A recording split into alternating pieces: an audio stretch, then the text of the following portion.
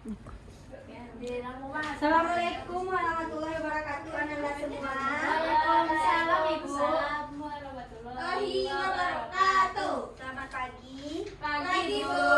Gimana kabarnya? Kurang sehat, Bu. Sebelum kita memulai pembelajaran, kita berdoa dulu ya. Kita kelasnya. Fardo, Bu. Tolong disiapkan dulu rekan-rekannya. Pak duduk siap berdoa mulai. Selesai. Siapa yang tidak hadir hari ini? Prabowo. Hadir semua, Bu. Tidak. Ibu absen dulu ya. Rina hadir Bu. Dia Datur, Nikmatun, Rina dan tak kucing Bu. Momon, Alfa Bu. Widya, Alfa juga. Muhammad Rafiki, Siap ciri Bu. Haifa Afifah, Mila Gusni, Pramila, Apa Bu? Suki Pabrik dibagi Bu. Gio, Nakandok tadi Bu. Tina, Yosa, Fardo, Hadir lah Bu. Salsabila, Rina Eliafitri, Feby, Sylvia. Sylvia apa? Sebelum kita mulai pembelajaran, Ibu minta dulu anak-anak untuk merapikan kursinya ya. Dan tolong di bawah kalau ada sampah tolong dipilih ya. Iya, Ibu. Untuk melanjutkan materi minggu yang sebelumnya tentang kerajaan-kerajaan maritim Nusantara masa Hindu Buddha, dan materi hari ini itu tentang penguasaan Konstantinopel oleh Turki Utsmani dan pelayaran dunia.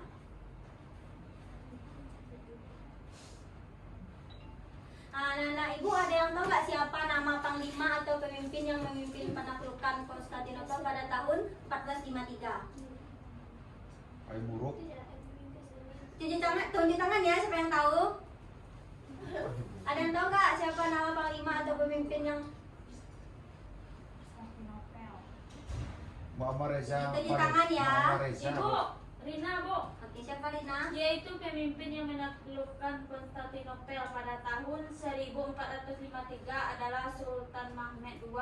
Oke, betul. Kasih aplaus dulu Mbak Rina. Ada rewardnya, Bu. Ada nanti ya. Dai, mau pagi. Dai. Kambang bungo. Penguasaan Konstantinopel oleh Turki Utsmani dan pelayaran dunia. Siapa yang bisa tahu di mana? Di tepi. Betul. Kasih aplaus dulu Mbak Feby.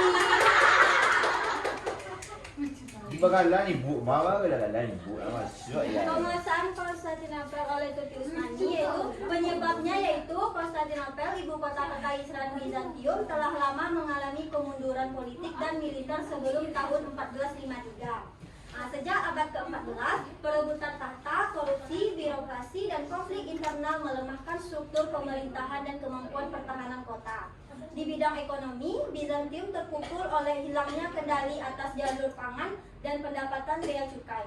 Perjanjian-perjanjian tak menguntungkan dengan Republik Venesia dan Genoa membuat sebagian besar hasil cukai Selat Bosporus mengalir ke tangan pedagang Italia, sementara kas kerajaan semakin menipis.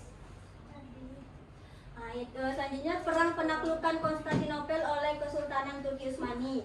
Pada tanggal 6 April 1453, Sultan Mehmed II memulai pengupungan Konstantinopel dengan mengerahkan sekitar 60.000 sampai 80.000 pasukan darat dan armada berisi lebih dari 300 kapal. Jauh melampaui 6.000 sampai 8.000 pembela Bizantium. Jadi mengerahkan berapa pasukan Sultan Mehmed? 1453. Salah. Fardo 60 sampai 80.000 pasukan. Bagus, serah. Tolong dibaca lagi ya Fardo. Mata gak sempit ya Bang. Setelah 53 hari tekanan artileri dan serangan gabungan darat laut, tembok kota runtuh dan Konstantinopel jatuh ke tangan Utsmani pada tahun. Siapa yang bisa? Tapi Bu. Siapa yang bisa? Feby silakan. Tahun 1453. Tanggal 29 Mei. Oke, betul. Makasih. Ya, Ibu. Selanjutnya itu jatuhnya Konstantinopel terhadap timbulnya pelayaran dunia. Setelah jatuhnya Konstantinopel pada 29 Mei 1453, rute darat utama rempah dari Asia menuju Eropa melalui Laut Tengah dan Levant terputus. Karena Kesultanan Utsmania menutup Selat Bosporus dan mengenakan tarif tinggi atas barang yang melewatinya. Hal ini langsung menaikkan biaya dan risiko perdagangan rempah, sehingga para pedagang Eropa terutama dari Portugal terdorong untuk mencari jalur laut alternatif yang lebih langsung ke sumber rempah di Samudra Hindia tanpa melalui wilayah otonom. Siapa yang bisa bacakan materi selanjutnya? Rina, Bu. Oke, Rina. Baik, secara geopolitik, pencarian jalur laut baru ini juga memicu perebutan koloni dan persaingan antar imperium Eropa yang akhirnya membawa era kolonialisme ke kekuasaan Asia dan Afrika dengan menandai berakhirnya kekaisaran Bizantium, tetapi juga menjadi katalis bagi lahirnya zaman penjelajahan dan perubahan besar dalam pesta perdagangan dunia. Sekian, Ibu. Baik, terima kasih Rina. Iya, Bu. Nah, selanjutnya itu tugas kelompok. Nah, nanti ibu bagi 4 kelompok. Anda maunya ibu yang bagi atau bagi sendiri? Ibu aja lah. Oke, kita hitung dulu ya. Berarti 2-2 orang ya. Ya, Bu. Kelompok 1 Nikmatun dengan dia. Kelompok 2 Sylvia dengan Nila Gusni. Rina sama Aca, Bu. Kelompok 3 Yosa dengan Vina. Kelompok 4 Rina, Aca dan Feby. Oke, Bu. Tolong dikerjakan ya, ini tugas kelompoknya. Dan diskusikan dengan teman-temannya. Di mana bikinnya, Bu? Bikinnya di kertas lembar. Iya, Bu. vlog jadi. Kita selempar, Bu. Kita Duduk sekelompok ya, Nanda. Ya. ambil foto aku, Cek. Ambil satu printnya. Surat ya. Oh, kasih. Ini letak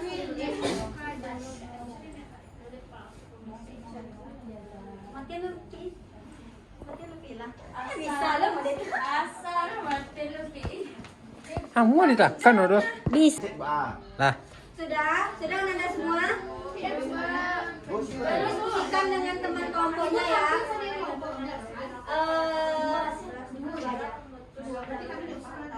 Guys, kelompok 1 udah siap? Silakan tampil. Usul ni, tapi ini. Uang pasaman. Uang pasaman. Uang pasaman. Sifat budi uang pasaman lawan. Wan. Sifat budi uang pasaman mako. Saya masuk bertanya Pak Budi. Siapa Budi orang pasaman tahu? Anda semua tolong didengarkan temannya ya. Iya, Bu. Nanti kalau ada yang bertanya boleh. Waalaikumsalam warahmatullahi wabarakatuh. Apa nama? Apa nama? Baik, kami akan membacakan hasil diskusi kami, yaitu Konstantinopel diperebutkan oleh Kesultanan Utsmani karena 3 alasan utama. Yang pertama, karena letak geografis yang super strategis. Konstantinopel berada di Selat Bosporus, titik temu Eropa dan Asia, artinya mengontrol jalur dagang, pertahanan alami, dan pusat koneksi. Kedua, adanya kekayaan ekonomi gila-gilaan. Karena letaknya Konstantinopel kota terkaya di Eropa abad pertengahan, yaitu pusat pajak dagang, pusat industri kerajinan, dan lumbung pangan. Ketiga, karena perbedaan keyakinan dan simbolik. Ini bukan cuma soal uang, tapi juga gengsi dan agama. Ibu kota Kristen Ortodoks, hadis Nabi, dan ekonomi Romawi. Jadi Konstantinopel ini paket komplit terbaik ATM, berjalan sekaligus piala agama, politik. Makanya Sultan Mahmud sampai bilang Konstantinopel atau mati, dan dia berhasil pada tahun 1453. Baik, itulah hasil diskusi dari kami. Apakah dari teman-teman ada yang menambahkan kami? Feby, Nggak ada ada. yang ingin menambahkan atau yang ingin bertanya? Nggak ada, Bu. Jika tidak ada, kami akhiri saja. Waalaikumsalam warahmatullahi wabarakatuh. Kita kasih aplaus dulu untuk kelompok 1. Selanjutnya kelompok 2. Apa? Silakan. Pak Guru. Siapa anggota kelompoknya Ila? Isil Pia. Dia isil lah, isil. Assalamualaikum warahmatullahi wabarakatuh. Waalaikumsalam warahmatullahi wabarakatuh. Baiklah, kami akan presentasikan hasil Hasil kelompok dari kami. kelompok 2. Itu dibacakan oleh Hasil kelompok kami. Silakan. Membahas tentang bagaimana jatuhnya Konstantinopel pada tahun 1453 memutus jalur lempar utama yang memicu kebuntuan bangsa Eropa untuk mencari rute alternatif menuju lempar utama. Jawabannya adalah jatuhnya Konstantinopel. Konstantinopel. Baca ini terus kok ibu. Serius. Jadi ya udah fakta. Aduh. Yang ganggu namanya. Balik Jatuhnya ladang sih, Konstantinopel pada tahun 1453 bertindak sebagai Aduh, pemicu suaranya. dengan tertutupnya gerbang perdagangan di Tutupin, Laut Bu. Tengah. Bangsa Eropa terpaksa mengubah paradigma Rina, tolong HP-nya Rina. Iya, enggak ya. menjadi penjelajahan berbasis Bu, Fando meliput saja Kenapa ya. jatuhnya pada Jadi, Fando sama Rina kolonialisme barat duluan dan lagi. penyebabkan jelajahan lagi global di wilayah Asia Tenggara Pegangan di termasuk buku darah, Bu. Nusantara makin ada tertunda Fando, tolong dengarkan temannya. Sekian jawaban dari saya berikan kepada Atau nanti suruh Fardo untuk menyebutkan apa yang disebutkan Enggak lah Bu, teman-temannya. bancol Baiklah, kok. itulah hasil dari diskusi kelompok 2. Apakah ada rekan-rekan yang ingin bertanya?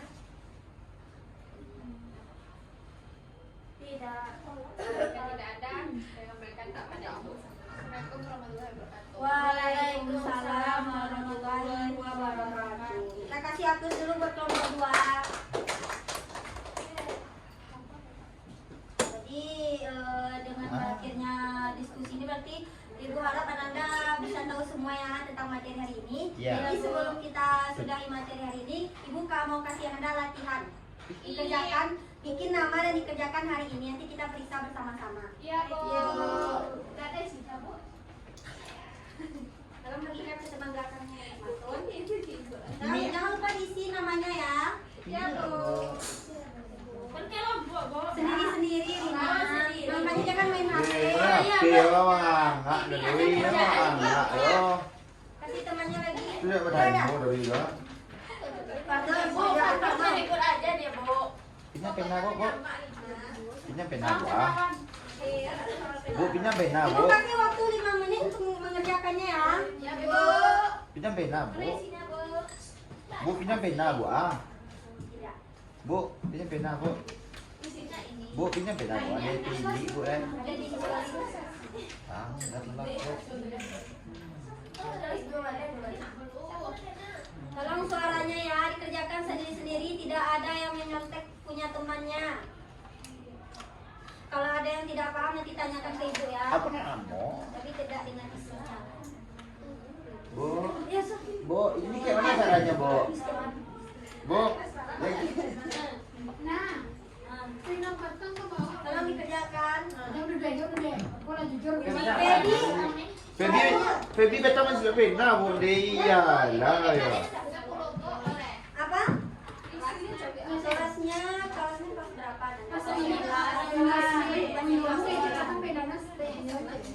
Tolong suaranya dikerjakan Feby, sendiri-sendiri. suara B. Tidak ada yang dicontek. Feby Tidak yang ada. B. Udah semuanya Rafida, Rina, Yosa, Nikmatun, Ziadatul. Lah Bu. Sudah. Besar buit sudah lah Bu. Sudah semuanya. Dah Bu, ini HP Bu. Ibu main HP gitu no. Kita periksa lagi. Iya, Bu. Siapa yang bisa bacakan soal nomor 1? Apa jawabannya? Rina, Bu. Aca. Rina, Bu. Aca nomor 1, Rina nomor 2, Mila nomor 3. Berita jawabannya nanti diperiksa ya. Langsung punya saja masing-masing. jawabannya, Bu. Langsung. Oke, Bu. Soal nomor 1, siapakah panglima atau pemimpin yang memimpin menaklukkan Konstantinopel pada Kalau tahun bah full boleh pas-pasi gitu. Apa jawabannya? 2. Benar, siapa? Nomor 2 silakan. Rina. Mengapa Konstantinopel dianggap sangat penting dalam jalur perdagangan dunia pada masa lalu? Jawaban Jawabannya C, Bu, berada di jalur perdagangan antar Eropa dan Asia. Ya, Bu. betul. Jadi jawabannya berada di jalur perdagangan antara Eropa dan Asia. Ini kan betul di checklist ya. Ya, Bu. Nomor 3. Siapa penjelajah Eropa pertama yang mencapai ujung selatan Afrika Tanjung Harapan pada tahun 1488? B, Bu. C, Bu. Jawabannya Bartolomé Dias. Betul. Yang betul di checklist ya. Nomor 4. Ibu aja yang bacakan ya. Ekspedisi Vasco da Gama 1497 1499 memberikan terobosan besar berupa apa jawabannya?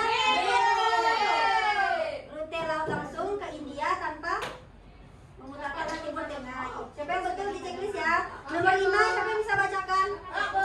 Feby. Mana Feby?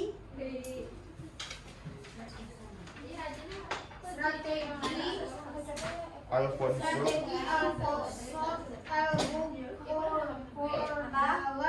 mengokoh kondisi Jangan lupa dikasih namanya ya. dominasi Portugis di jalur Karpasia Tenggara meliputi kecuali B, Bu, Apa itu jawabannya? menjalinisasi dagang Menjalin Feby Dagang eksklusif. Terus gimana itu? Menjalin aliansi dagang eksklusif dengan Menjalin, Bu, karena menjalin, Bu. Nanti di sampingnya dibikin ya, benar berapa benar sama berapa salahnya. Dikumpulkan lagi ya. Ya, ya kumpulkan, Bu. Tolong si Wan, kumpulkan. Belum sih, Cah. Halo Vina, Yosa, Vinanya.